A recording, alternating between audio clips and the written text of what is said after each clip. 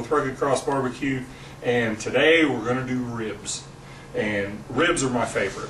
Of all of the barbecue foods, ribs are my favorite. We'll start with the baby backs. Let me go ahead and get them up here. This is a slab of baby back ribs. And some of the things I look for on the ribs, I like them to be covered with meat. Sometimes, rarely on baby backs, but a lot of times on spares, they trim the meat too close on the top, or on the meat side, and they get into the bones. Those are called shiners, and there's not a lot of meat on them. I try to stay away from those. So that's just something to look for. The other thing, and you'll see a lot of guys who will trim some of the fat, trim some of the... I don't trim anything. I get the ribs out, there they are. The only modification that I make to the baby backs is I peel the membrane off the back.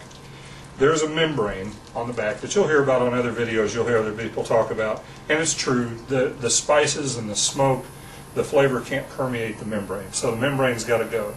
Now a lot of people will tell you can take a wooden spoon, you can take a dull knife, and you can start it underneath the lining.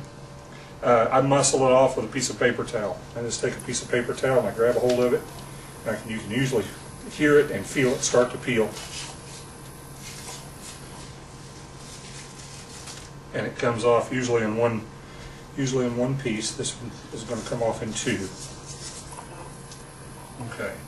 That membrane is very tough. It's very fibrous, and nothing penetrates it. Now that we've got it off, the seasoning that we're going to put on the ribs, we're going to season these front and back. The seasoning will be able to get into the meat. Okay? Now, let's season the ribs. I've already got some rub already made up that I'll put in this little container. And as far as the rub goes, I'm going to season them a lot on both sides. Don't be shy about putting the rub on. Now you'll see some guys use a mustard slather. And that's just usually mustard and apple cider vinegar. You can if you want. If you like it, go for it. You can't really taste the mustard in a mustard slather, which some of these science guys out there could probably explain to me why. I just think it's neat that way. But it acts like a rub glue. It really holds the seasoning on the rib. It's very, very effective. Okay. Now, this is what we're talking about. Both sides, well seasoned. Don't be shy with it. If it looks like you missed a piece of meat like I did on that rib and that rib, then hit them.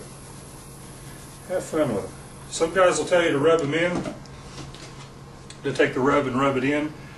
Sometimes I do, sometimes I don't. This time I'm not. These are done. These are ready for the smoker.